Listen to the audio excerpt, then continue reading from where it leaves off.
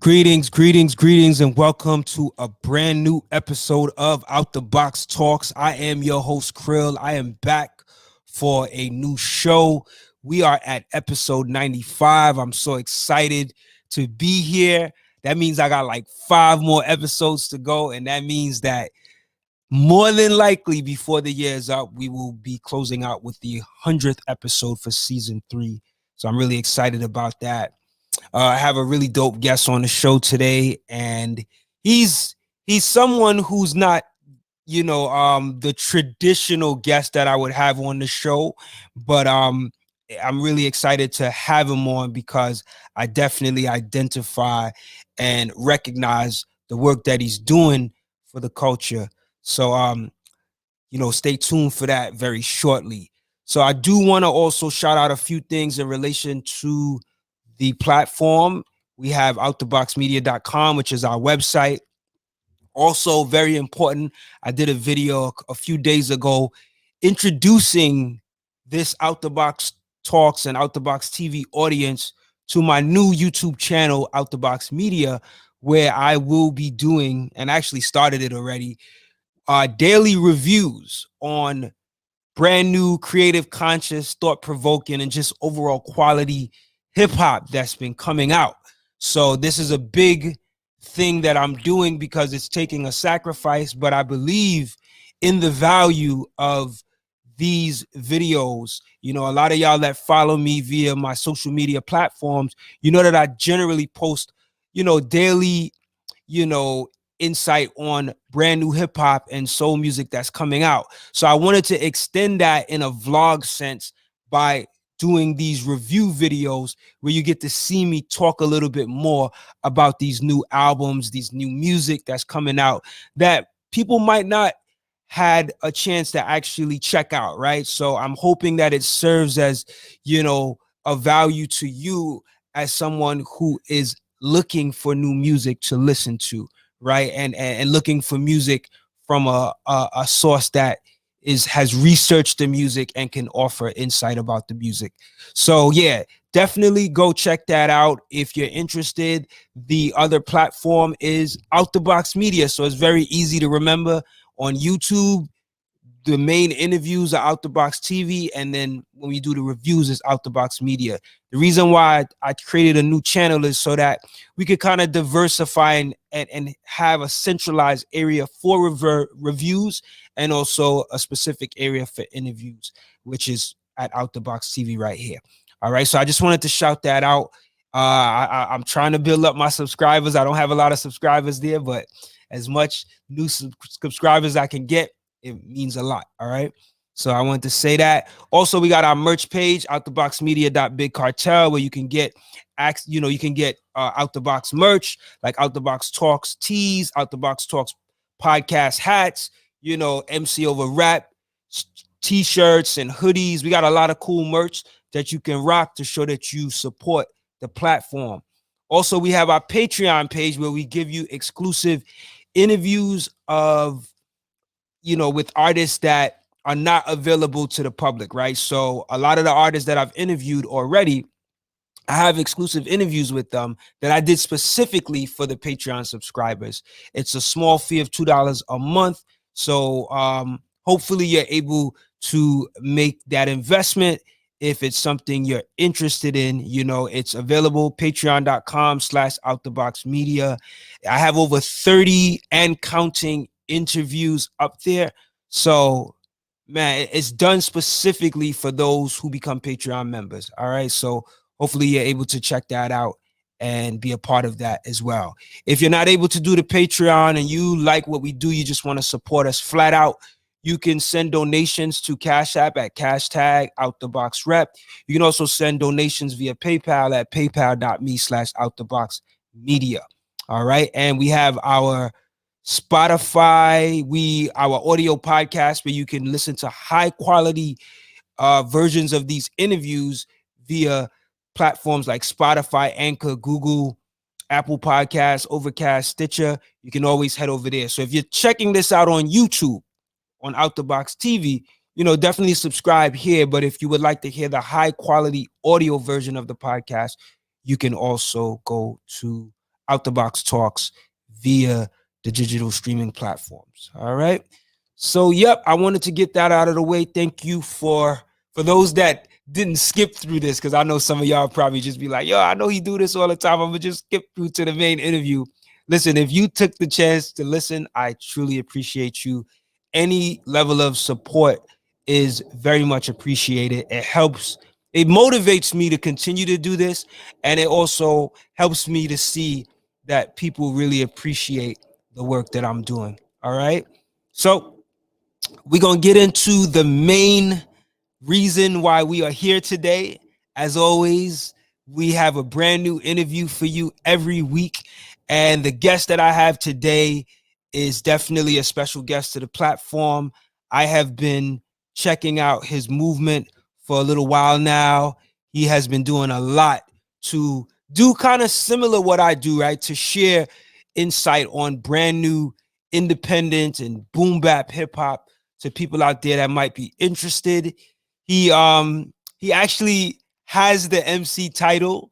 Actually was an MC himself, some years ago.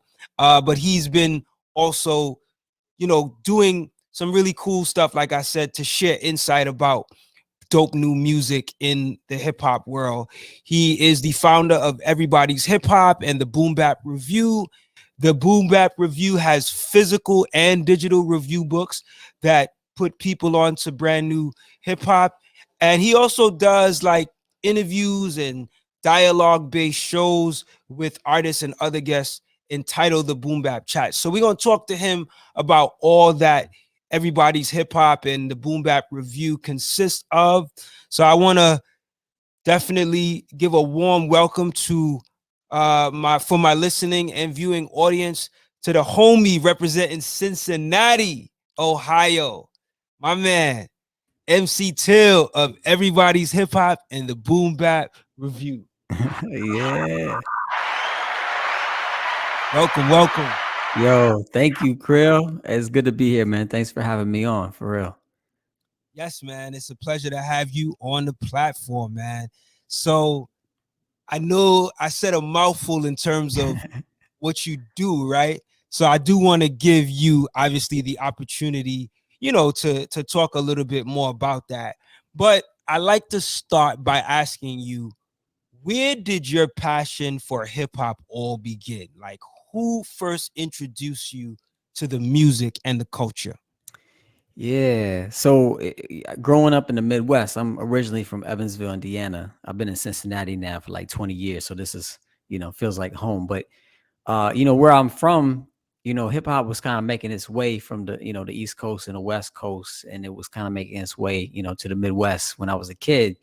And my brother is 3 years older than me. And he was, in a little rap group with his friends, and they're writing little raps for some school project or whatever. And, just wanted to be like my big brother. So naturally I followed him and I started, writing some raps, mostly just memorizing other rappers, songs and verses and stuff. And, he kind of grew out of it over time. And, for some reason I didn't. The music, the dance, like every aspect of it was just really intriguing to me. So, as I got older and I learned how to read, I started reading about it, getting magazines about it, start buying tapes and CDs. And I don't know, man, for whatever reason, it just pulled me in. And I've just been, fascinated and intrigued and engaged by it ever since. Man, that's wonderful, man. And it's cool that you stuck with it, and it enabled you to not just be involved as like a spectator. Mm. You actually are now helping to, I would consider, push the culture forward, by, putting people on to, brand new dope hip hop, kind of similar to what I do. So you have the name MC. Yeah. Can you talk a little bit about your history with rapping and how, like, that kind of transpired for you to what it is actually today?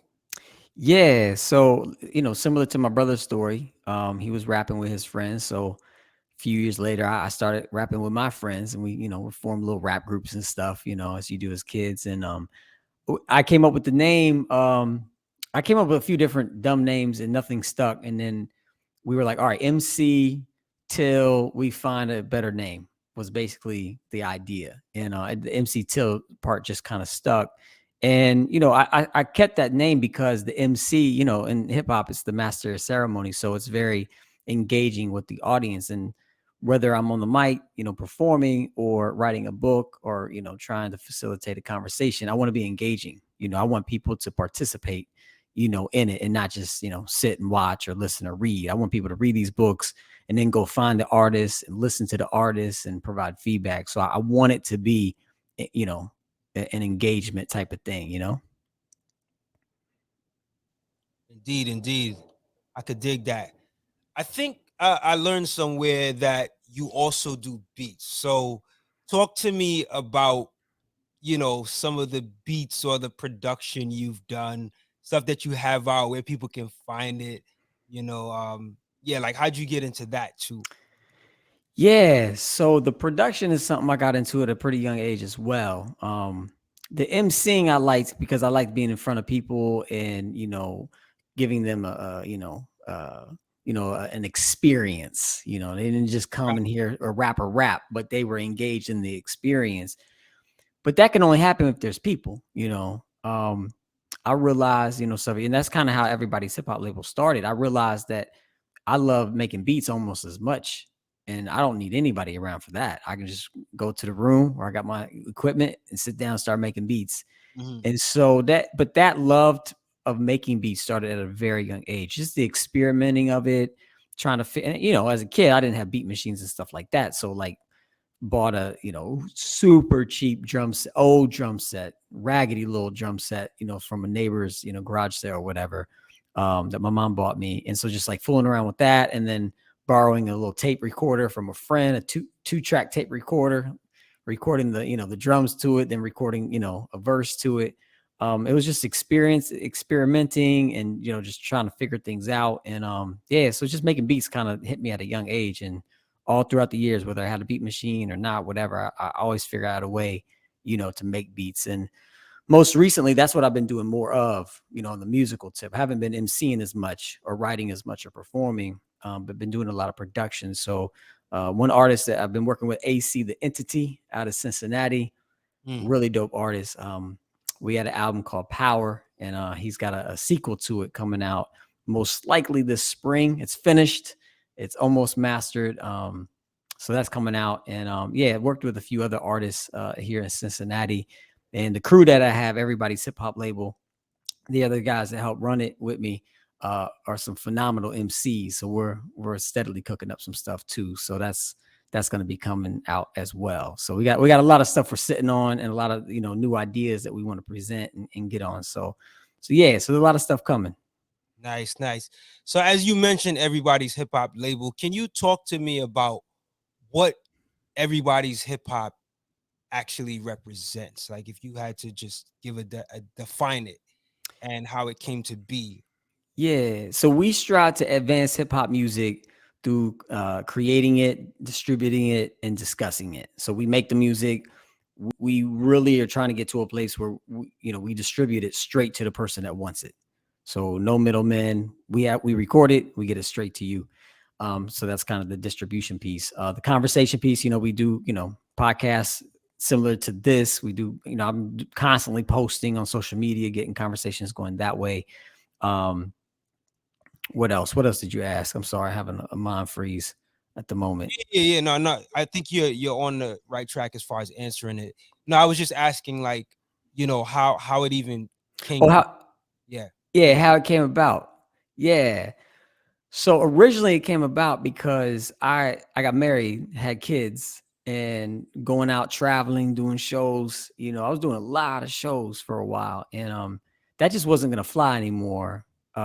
Or I'd probably get divorced. So I was like, yeah, this isn't. I can't be out on the road all the time. Now that I'm married and have kids, so I realized I could still make beats. So the idea was, it was a dumb idea, but it kind of catapulted into something else. But I thought, okay, I'm just gonna make beats, and then I'll see if people want to just like pitch in $1 or two every time I make a beat. I don't know why they would, but I like to try things. So that's how it started. And I realized very quickly that was a really dumb idea, and nobody's gonna pay a few dollars for me to make a beat.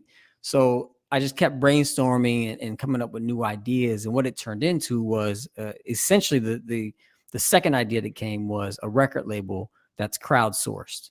So, for example, I would just throw out an idea like, "Hey, I'm going to try to do an album with Theory Has It, and it's gonna cost X amount of money, and I need this many Patreon folks to sign up and support it to make this happen. And if you don't sign up, then it's not going to work because this is a crowdsourced record label."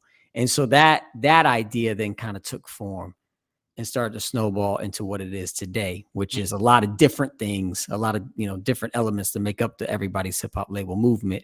And and people are pitching in and saying, "Yeah, I'll support this. This sounds pretty cool." So Yeah, that's an interesting idea. To think about a crowdsourced funded label. yeah. When did you think of that? Were you ahead of the curve with that, or was it around the same time that we were starting to hear about like Kickstarter and GoFundMe and so forth? Yeah, these things have been around. I think the part that I kind of stumbled upon was that I wasn't trying to raise money for a project. I was trying to raise money, more for like a movement, like an ongoing project. The label it's not just like I'm not trying to raise money to put out this one album, and it's not even like the way I was thinking about it is like I'm not trying to raise money. I'm trying like I love hip hop music, and I know there's other people out there like me that love it. And I know there's other people out there like me that would like run to the store, buy the CD or the tape, tear it open, read the liner notes, see who get a shout out in it, who, produced it. And I Right. thought, you know what if I created an opportunity for people to be on like the inside, like on, behind the scenes, so people that sign up, we call them executive producers, like on our Patreon page, because essentially that's what they are. They're providing resources for us to do what we're doing. And so like, it's to give people an opportunity to basically be involved, in the ins and outs of a label. So like just recently we have a weekly meeting that we do with the guys. And just recently we're recording the meetings, and then we upload it to, our Patreon so people can see like what we actually talk about, how we discuss, business and whatnot. And so Right. it's kind of like inviting you into the process, Got it. Got it. Got Yeah. it. So I think probably the biggest thing that I noticed about what you do and what Everybody's Hip Hop does, in my opinion, is the Boom Bap Review. I feel like I first started learning about you because of this book, Mm. right? So talk to me about how that idea began and what made you want to actually turn it into a physical book as opposed to it just being online. Yeah. Well, do you remember like the Source magazine, Double XL, like the release dates in the back? Mm-hmm. And then like there was hiphopsite.com and undergroundhiphop.com, and they would have like a release date section or new releases when albums are coming out. Like at some point that just kind of vanished. And I couldn't find it. Like I could not find any resources online anywhere that would tell me when albums were coming out. So I thought, all right, I'll just do it. I can't find it. I don't like to complain, so I'll just do it. And then I realized like music, and this, like music is coming out just all the time. It's just so much of it. And so what I realized was like, wait a minute, there's too much music coming out to get all these release dates to have artists send, because some artists just make an album and put it out. They don't even, announce it. So I was like, I won't do release dates. I'll just tell people what just came out that month. So I'll just keep a list. So that's what it started, as a monthly list. You could sign up to a newsletter, and in the email every month, I would send you a list, an updated list of what albums were coming out. And after a few months of that, I thought, wait a minute, I'm gonna have a pretty decent list at the end of the year. Why don't we put it in book form and just release a list, top 100 albums, and not even top, just like 100 dope albums of the year.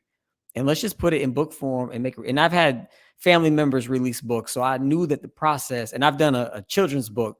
So I knew that the process was not like a situation where you needed to like have lots of investment money up front.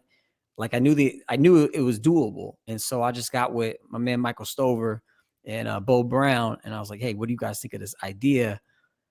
They're like, yeah, that sounds dope. think we can do it? I was like, well, I mean, if we do it, we can. so so we did it that first year. And yeah, so the idea was like, I didn't see anyone else doing it. I didn't see anyone doing it online. I mean, I saw lists obviously online. But I didn't see anyone doing, a book like this, a physical book. And I thought, let's do it. Let's be the ones doing it. And yeah, so we did it. And first year we were pretty pleased with it. Yeah. You know what always interests me was the fact that, and you probably, I'm sure you know more of this than me, but like when I first started hearing about the books, I knew that you were kind of like giving them away for free for a certain time. And I always wondered, I was like, wow, like this is pretty cool. Like, but I'm like, I know it costs to make these physical books, right? And Yeah. I always wondered what what's the return for you? Like, you know what I mean? What's the return on investment for you when you're giving away these books for free? Can you talk a little bit about I guess your plan with how you chose to roll out getting those books out in that way? Yeah. So as far as merchandising goes, there's what people charge you so they can make a profit, and then there's what you buy it for. So like the books, we can get them relatively cheap, and so the books that we send out, obviously we don't make any money. We lose some money on it, but we don't lose as much as you would think. Um, and when we sell, but like we're not really pocketing. Well, we're not pocketing any of this money. So like all the money that comes in off the books, it just goes right back into like marketing or Right. sending out books to people. And that's intentional because I mean, we're thinking long term. If we wanted to make money off of this thing, it we wouldn't be giving away so many, books in the short That's term. very But true. long term, we think this is like we really believe in these books. We think they're dope. We think they're done well. We think they're written well. We think there's a need for it, and so we really believe in them. And my thinking is if we can get as many books out there to people, as many as possible, in the long run, that's going to pay off because people are going to come back and they're going to buy volume 3 that's coming out soon. And then they're going to buy next year's book. And then when they get hip to, volume 5, like if they don't know about volumes 1 through 4, they're going to be like, oh, shoot, I need to go back and get volumes 1 through 4, So yeah, so we believe in it. And that's part of the rollout is, to send as many of them as we can free. And especially to artists. Like we try to send them to artists as much as we can. I mean, there's a ton of artists. I mean, it's a list of 100, but even that, like a lot of albums, have a MC and a producer or a group.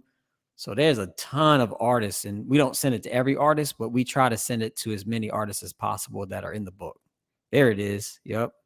That's Yeah, I was volume 2 right there. my copy so I can post it up. Yes. Share my screen again. Yep, there it is, There y'all. it Boom is. Bap Review. This is volume 2, 2020. And this is a pretty hefty book. I mean, like this thing is, like this is not a small book. Like, and this is just one version, right? Like you got you how many books do you do a year? Right now we do one. Okay. So this is our third. So that's the one that you were just holding up. And for the podcast people, he's holding up volume 2, the Boom Bap Review from 2020. And the first one obviously was, 2019. The third one comes out November 26th, volume 3.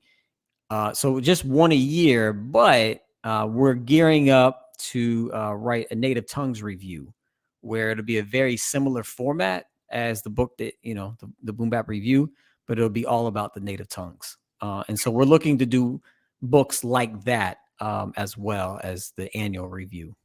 I'm glad you said that because one of the questions I wanted to ask you was how is this new book that's coming out at the end of this month or supposed to come out at the end of this month, how is it going to be different from the previous books? Outside of just the regular, introduction to new music and the reviews. So is that more along the lines of what you looked like with the native tongues representation? Yeah, so the native tongues review, that would be a separate book. Okay. It would be its own book. The volume 3, what we're really excited about for volume 3 is that we have some new writers on the team because we expanded everybody's hip hop label and who runs it. So Michael Stover and Bo Brown. They were there from the beginning, along with my man Joe November as an editor. He doesn't do the writing in the book, but he definitely does some editing for us, which is really dope. So the four of us kind of got it started, and this year we added Iomas Marad and my man Profound, both MCs out of Chicago, both prolific writers, and so both of them have pieces in the book. So it expands, the voices, at the table for the book, which is Right. really cool. Yeah. So just let me just get this straight. They're MCs, so of course they got their own music that they do, but their contribution is for reviews. Yeah, so like Iomas, he wrote a hip hop essay about the return of the DJ for this new book, which is super dope. He also did a Ken Starr album review for Star Status, which is a phenomenal album. And then Profound did a few album reflections. He did one on Queen Latifah and one on Master Ace. And so, yeah, so they're MCs, but they also write. So they did a few pieces for it. Nice, nice. That's Yeah. so.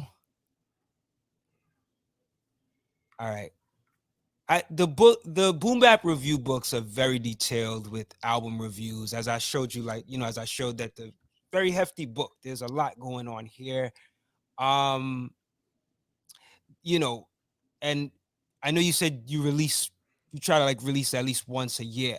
Right. How do you decide, the like when to cut off, like from which set of releases in the year to the end of the year that you're going to cover? Yeah. I So we know kind of, it has to meet, like for instance, this one that's coming out in November, you're not going to be able to cover technically the entire year. So you got to kind of figure out what portion of the year you want to cover from beginning to end. So yeah. So we cover the first, anything that comes out after the first Friday of November mm, through that following November is what we cover for the book. So everything that came out November 5th was the last day. So everything that came out this November 5th and everything before that, all the way back to last November, whatever that Friday was. So that's what we cover in the book. So everything that came out after November 5th of this month, it'll be considered for next year's book, if that makes sense. Yeah. okay. Yeah. Which makes it really hard, man, because like there are albums that come out in January, February, whatever, super dope. And I can sit with them for a long time, be like, nah, this wasn't really as dope as I thought it was. Or yeah, no, this is even doper than I thought it would. But an album that comes out November 5th, like an album that just came out, I have to kind of guess, if this is gonna grow over time, if this is gonna be dope over time, Right, because right, because you only have a few weeks to make right. that, You're right, you're right. final, fact, deciding factor. So it's challenging. I feel like there's some albums, not all, right? Of course, there's select albums. Like depending on the artist, you know what I mean. It could come out November 4th, and you like, you know what I'm saying. You like, okay, I got to get this one in. But I understand. Let me ask you though, like, what makes it difficult for you to try to stretch it from January to December as opposed to November to November?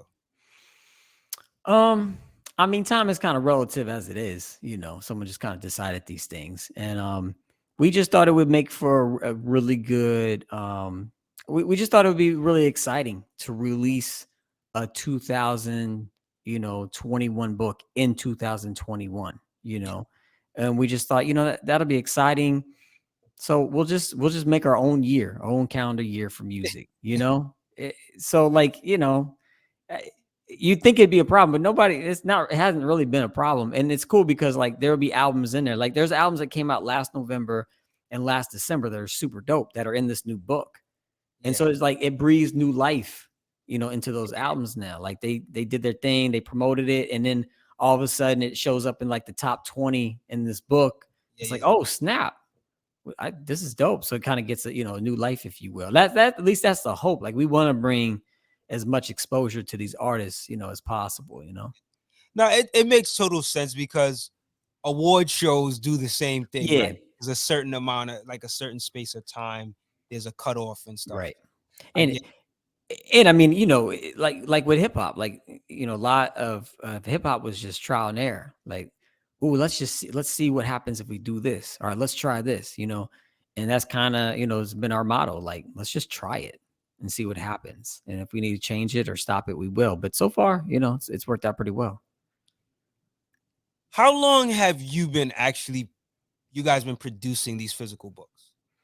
So this will be a third book. So the book you're holding in your hand came out 1 year ago, basically. And then volume 1 came out 2 years ago in 2019. So that means y'all were on y'all marketing early, because I feel like I saw y'all moving around with the first book. You know what I'm saying? So y'all were moving. Like, I mean, for it to to get my attention, I think you guys were definitely moving early with the marketing. So I did want to ask you, like, the reason why I asked you that is because I wanted to know, since since you put out the first book, what has been the feedback from people who have gotten copies physically in their hands? Like, what have they told you? If you just had to look at, in hindsight, from since you put out the first book, what's the feedback been like with people being able to actually have copies of this, like physical copies? Yeah, I mean, the feedback that we've received has all been very positive. People tend to be impressed. They don't know what they're getting, and they, like you were saying, like, it's a decent book. Like, it's not a skinny little pamphlet. It's a book. So they've been impressed with that.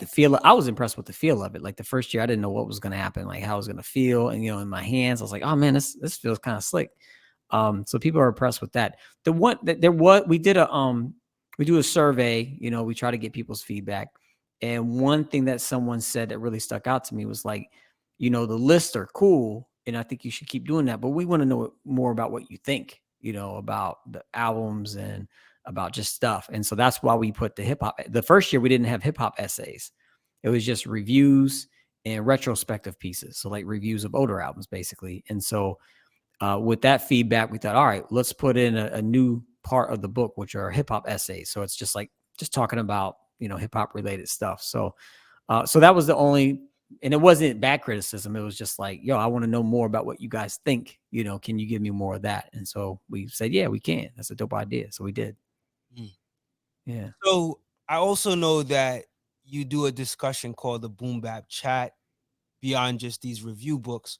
Can you kind of walk us through what the Boom Bap Chat actually is, your purpose of it, and the benefit that you see in it? Yeah, definitely. It was around when COVID first hit and everything was shutting down. I know for, one of my jobs I have, we were in these, Zoom meetings, and I realized very quickly, I was like, wait a minute, this is easy. Operating Zoom is easy. So, I figured that out very quickly just with my work. And I thought, wait, there's tons of people sitting at home, and all these artists, sitting at home, they can't perform. They're not performing. I was like, you know what? I'm just gonna start calling some, friends of mine that I know that do music and see if they'll, jump on a call and, just do what we're doing. Just do a little interview, a little podcasting. And at first I was gonna do like on Zoom, just have like multiple people on there, and even do like breakout rooms where like give people like a hip hop topic to talk about. And I was gonna get as many people in there as possible. So like anybody, like I used to like advertise the link, and I knew I was, I knew at some point someone was gonna, come in and Zoom bomb it, and they did a couple of times. So we had to change course. But the idea was just to get people in there. Again, just to build community, to build around conversations around hip hop music. And it changed pretty early on, from that idea of like getting a bunch of people in there to just having a good conversation with artists. And I think it's really important because, you know, back then, years ago, like you had a few gatekeepers and like you had a few major outlets, and you had to politic your way on or have money or have a, backing of a label. Now it's like you can be your own like out the box media. You can be your own media platform. And I think the more, the media platforms out there, the better. And the more that, we can sharpen and get better mics and get better lighting and, do a better job of interviewing, all that stuff. So like I watch other interviews, I'm taking notes, I'm trying to be the best, interviewer I possibly can. And so I think that's just important because we have the power to do it now, with this technology. And why not do it? And and as you know, like I said before, there's so much incredible music coming out, and to be able to have these artists on and highlight those albums and highlight those artists, it feels good. Definitely, definitely. Yeah. So another thing that I noticed from you and some of your social media posts is that you will literally have the physical CD up Yeah. in the car and you would be reviewing it. But then I also noticed that it would have this everybody's hip hop stick on it. So I'm curious to know, is everybody's hip hop also a store that sells music? Yeah. So so everybody's records Okay, that's a store. okay, And that is a store in Cincinnati that I've been going to for years. And I do promote for them. okay. So everybody's hip hop label is something it's separate. Um, You know what? I'm glad you said that because I mixed it up, and it could yeah. just be the labeling with the me with the everybody's part kind of making me think it's still everybody's hip hop. So But thanks for clarifying yeah, that. no, and it's all good because if people know about that record store, they're not necessarily going to know about us. They're not going to because the record store has been here forever. It's established. It's the place to be. Um, but if someone looks at us and mistakes us for the store, which can happen, that's only a good thing because that just it gives the store a little bit more promotion, which is something I like to do because I love the store, so I'm always promoting on their behalf. That's cool. That's cool. I think it's the messaging, the wording to the everybody's that. Yeah. But I wanted to ask you about it because I was like, man, what else is Till doing? Still got books, still got a store. Like, I mean, I'm thinking about that. I'm like, yo, but that's cool. But that's cool that you have a relationship with, it's a local record store, right? Yeah, And that it's a because they're look. so important. Yeah. Like Fat Beats out here in New York was so important, and also like I mean, a lot of those stores closed down. You know what I mean? But they were important to the experience, Yeah. right? When you talk about the boom bap chat, it's an experience. People being able to come and communicate and converse about some of their favorite artists and being able to meet them and just talk about the culture that's dope that you still have that kind of relationship. A lot of the record stores out here in New York, the local ones are no longer, so that's dope. Yeah. Still functioning, yeah.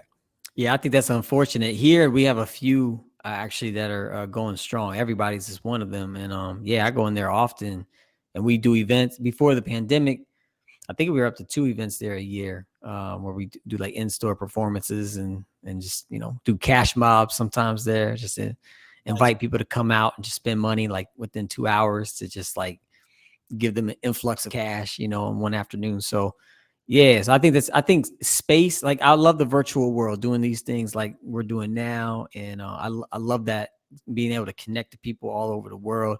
But I think having space, physical space where you see someone in the flesh, I think is also important. Yeah, definitely, definitely, man. And I mean, I'm not saying that aren't record stores out here in New York, but as far as hip hop, like Mm, like how you had like Fat Beats, like you don't really see that yeah. much anymore. Let's see, I had another question for you in regards to. So yeah, I know that you guys recently released a digital version to the Boom Bap Review. Can you talk about the idea you had in mind for that and you know I guess the direction you would like to take that as opposed to the physical books? Yeah, so the physical so we have a PDF version that we can send people. We don't sell it because we really want people to, pick up the book.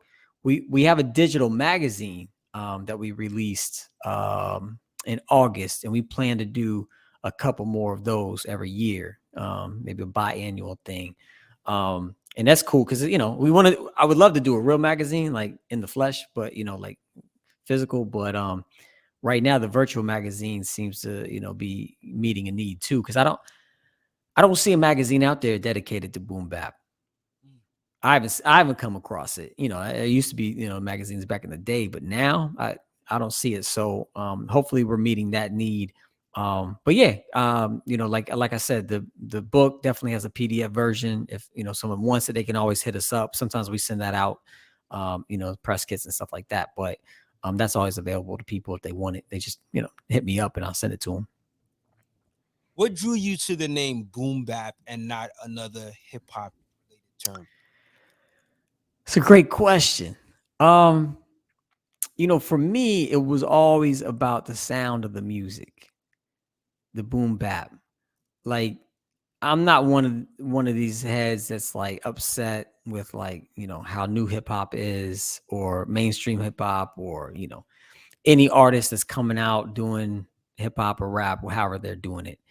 More power to them. I just don't like it, you know, and that's fine. There's a billion people, you know, billions of people in the world, right? Not everything's gonna impress everybody. Yeah. So it's all good. And like I said before, I'm not one to complain. So I was like, what name could we use that would tell the story to people about what it's about? You know, because I don't want to fool people. And the term hip hop can mean a lot of different things to a lot of people. And so I thought, you know, if we go at boom bap, they're either going to know exactly what that is or they're not going to know. And then they'll ask. With the term hip hop, a lot of people think they know, or, you know, they have there's conflicting opinions about what is and what isn't hip hop. I ask a lot of people this question: what is boom bap to you? There's not a lot of conflicting opinion. They express it a little bit differently, but it's pretty much the same essence. You know, the answer is usually about the same. And so I was like, all right, I want a name that definitely, you know, tells the story of what we're doing, you know, immediately. Yeah. It's almost self-explanatory to Right. And if you don't know what it means, then you either have to ask us or you don't care enough. And that's fine, because we want people that are engaged. You know, if you don't care, then, like, okay, go care about something else. It's fine, you know? Yeah. Yeah, I get it. I mean, like you said, you know, you either ask or you could even do the research on your own just to, Yeah. you know, I think it's enough information out there to give you a idea of what boom bap is, you know. But yeah, it's definitely a term that speaks to a certain, I think, aesthetic of hip hop. Yeah, Oh yeah, yeah, dope, man. totally. So I want to ask you this: like, you've been putting out these books for the last 3 years. You know, you've been on it. Like, I see the work you do on social media. I see how engaged you are. Like, what is your ultimate hope that everybody's hip hop and all that's involved under it, like the Boom Bap Review, what is your ultimate hope that it does for the culture of hip hop? Yeah, two things basically. Well, one, two parts. You know, it's like I said, it's all about building community. And so we really want to build community around the music that we love. And so we want to do that in two ways. One, you know, through dialogue. Like, we want to expand this dialogue as much as we can and bring more voices to the table. Next month, we're doing a hip hop educators night where we're going to have, you know, MCs and producers on that are also in the classroom or have been in the classroom or work as principals or what have you, and have a conversation around that. Um, there's more conversations that we're going to have around hip hop and just a bunch of things. So we want to expand the conversation and bring more voices to the table, and build community that way. We also want to make this, you know, financially sustainable and be able to employ people and, you know, make, you know, a living, you know, not exploiting the music, but producing quality material, quality services and products that people really want to bring value. Like I said, the book, I really think this book brings people value that, appreciate hip hop and boom bap, and, paying $12, $15 is like, they'll do it because they want it. And so being able to put out, quality products and services, not just the books and not just music, but like Big Stowe, he's on the team, and he does, marketing consulting and artist consulting, and all writes bios and press kits and all kinds of stuff. My man Joe November is incredible on the beats. And so, helping him, get sell beats and get, placements on TV commercials and movies and, placements and stuff like that. So just being able to work together, to produce high quality products and services to make this thing sustainable. So that's kind of the two goals that we have, to build a conversation, to build a community around dialogue, and, to build it sustainably, financially as well. Indeed, indeed. And as you say that, it makes me think about, you know, how potentially challenging it could be, because what you're doing with everybody's hip hop in a way is unconventional. There's Right. so many different parts to it, as opposed to someone who just does one thing. You know what I mean? Like, as an artist, you do music, you put out videos, you market your music, you sell your music, you do tours, you know, where it seems like you have that going on, you have the books going on, you have the interviews going on, you have so many things. And I'm just curious to know, like, what your thought process is, and not just you, but I guess the team's thought process is in, like you said, making this something where people can benefit from financially, people that are part of the everybody's hip hop movement. I don't know if you can talk a little bit about your mindset with regards to, you know, being able to provide that kind of opportunity. Yeah, well, the cool thing is, like, nobody in the crew is, like, hey, we got to do this because we got to make this money. Mhm. Nobody's on that, in the crew. Um, I've always been I've never been a big fan of, like, promoting, like, the broke backpacker, or the broke down MC. I feel like for a while there was like there's a lot of, like, it's almost like bragging rights. Like, I'm Mhm. broke, I'm an MC and I'm broke. It's kind of like it goes together, like backpack rap and being broke kind of goes together. And I Yeah, never really liked that. I was never, a big, like, hey, let's just get rich. But I always thought, if you do something well, and you provide a service or a product that people want, and you do it in a way that aligns with, keeping your integrity, and it can make you money, why not? right, Money. Yeah, I mean, people can chase after money and it can become a very problematic thing.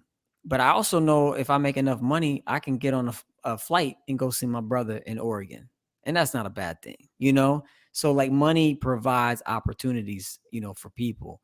And so that's kind of where my head is at. It's like, if making these books and making this music is not an avenue for making, money and making this sustainable, we'll still do it because we love it, you know. But if it could be an avenue to make it sustainable and we don't have to sell out or, compromise who we are, then we're going to try to figure out, I'm trying to help us figure out how to be smart and efficient, and, to make that happen, so that's kind of where I'm at with it. And I just believe, like I said, there's billions of people in this world. You just need to find a slither, just a tiny little percentage of those people, to say, yeah, these books are dope. Yeah, this team is dope. This, these reviews are dope. This, whatever, whatever we put out. Yeah, I like this. And that's it. You just need a tiny little slither of people to, come around you and say, I'm whatever they put out, I'm buying, because it's going to be quality, and it's going to bring me some, it's not like we're selling like knickknacks or, like, stuff that people don't, whatever. Like, I'm, like I said before, like, I really want people to engage with this. So I want to sell these books to people that are going to read them and, like, keep them on the shelf and, like, refer to them, be like, oh, what should I listen to this week? Take the book and, like, and, like, go back to it again and again. yeah, yeah, yeah, yeah. And man, I think you said this earlier, like the long term, like you're in it for the Mm, long term. I think even for me too, like I recognize that a lot of the artists that I interview, or even now that I'm doing more the video reviews, like I believe so much in some of these artists that I choose to interview, and I know that right now people are not, the abundance of people are not going to get to them. But I do believe that these same artists, even though they may be independent and not known so well right now, I believe 5, 10, because I've already seen it happen because I've been doing Hmm. interviews since 2009. And some of the artists who are like a bit of household names now, I got a chance to interview them when they weren't as popular as they are now. So like a lot of times for me it's really that's the motivation, because if it's about the instant gratification, I probably would have stopped, Right. because I know, like, as I believe in their art, and I know that years from now, well, I have a strong belief that years from now they're going to be the next big thing, if that makes any sense. So I Yeah. long term game, like it shows the I guess the integrity for the culture. Yeah. Yeah. No doubt. And one of the things that I've carried over from my music making days into the book is when I used to make, project, and I still do projects, but I just do the producing now. When I made it, anytime I make a piece of, music, I'll make it, and all I'm thinking about is like creating and being inspired. But then after it's done, after the creation has happened, then I take that piece of music and I think, okay, how can we market this? How, do we think there's people out there that would appreciate this music? Yeah, yeah. Usually the answer is yes. It's always yes. Okay, who are those people? Where are those people? How do we get this album in front of in front of them? And so I take that same approach with the book. Like, we'll write the book, and then after we have it all written, then I start thinking like, okay, what are pieces of this book that are really going to resonate with people? And so I try not to think about that as I'm creating. Like, as I'm creating and as the team's creating, we're just thinking about what we love and how Right. we're inspired. But then after you have the product, then we start, and I think that helps with the integrity. Like, we're not writing to sell books. We're writing because we love it, and it's just kind of Absolutely. an expression of us. Yeah, yeah, But then when it's done, then we can take that product and say, okay, this is a product. Who needs this product? Who wants this product? And how do we, get it to them? yeah. And I mean, doing something like reviews to me is an easy way to keep that integrity, because when you're doing a review mostly because you're passionate about it. That's another thing too. I did want to ask you, like, are your reviews based on just stuff that you like, or are you doing critical reviews too? Of- Yeah. So my personal policy is life is short. Why spend time on stuff that I don't like? I get, That's just kind of how I roll. So like, if I I get hear it. yeah, if I hear an album I don't like, it's just like, all right, someone else likes it, so I'll let them like it and write about it.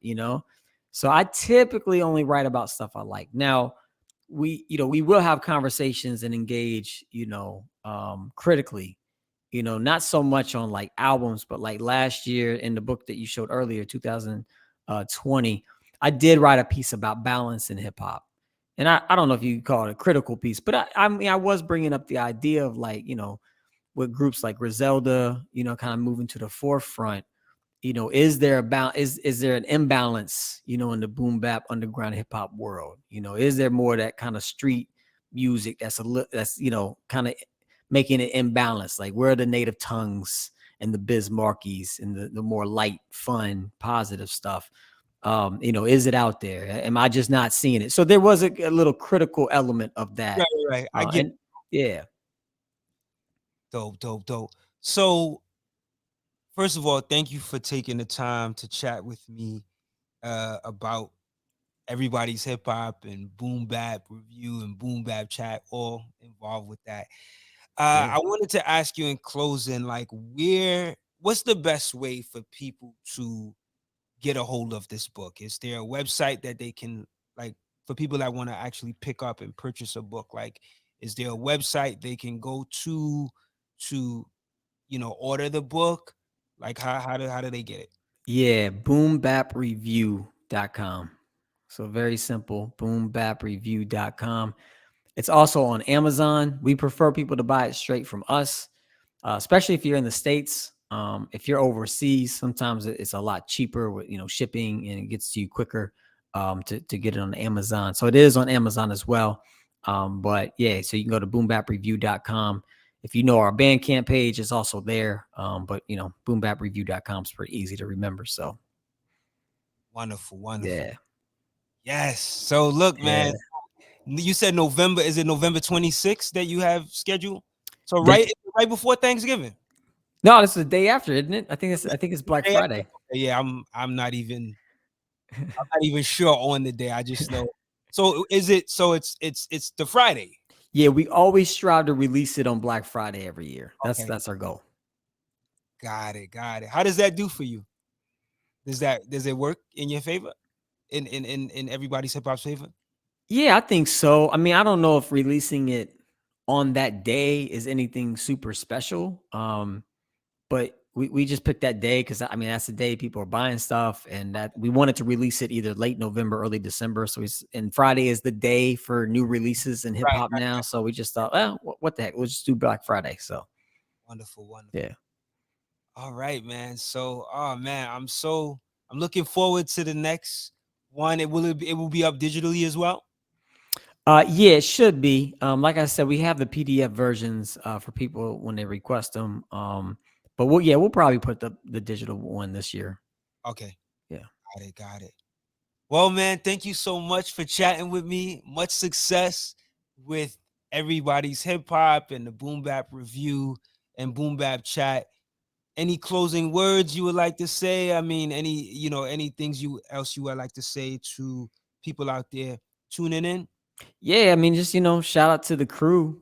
Make sure you follow all of them. My man Profound and Io Rod and Big Stowe and Joe November and Bo Brown. Make sure you follow all those guys. And yeah, if you're interested in the book, I said it again. I said it once, I'll say it again and again and again. Boombapreview.com. And to you, Cril, man, I really appreciate not just this opportunity to talk to you right now. But what you do. I've been following you for a minute, and I just really appreciate the artists. You have the dopest artists come on your program, and the reviews you started to do now, video reviews. So I just appreciate everything you do too, man. So thank you, sincerely. Likewise, man. And thank you for this right here, man. This is official, bro. Yeah, man. Thank you. Yeah, man. So to all of our viewers and our listeners, thank you for tuning in. Remember, this is episode 95, so I got 5 more shows to go before the end of season 3. Keep rocking with me. Remember that you can also subscribe for free on our website, so you can get updated on our email list. So you can send you go to outtheboxmedia.com and just click on the subscribe tab. And check out the homie right here, man, and everybody's hip hop boom bap review. Definitely doing some dope stuff for the culture. And yeah, I like what you do too, man. Like this is very comprehensive. Mm. The fact that you all do this every year, it shows the level of time that you put into this, man. So and shout out to the whole team. Like, I know it's not just you, it's so many other people involved. So shout out to everybody involved on everybody's hip hop and the awesome work you do to help keep pushing the culture forward, man.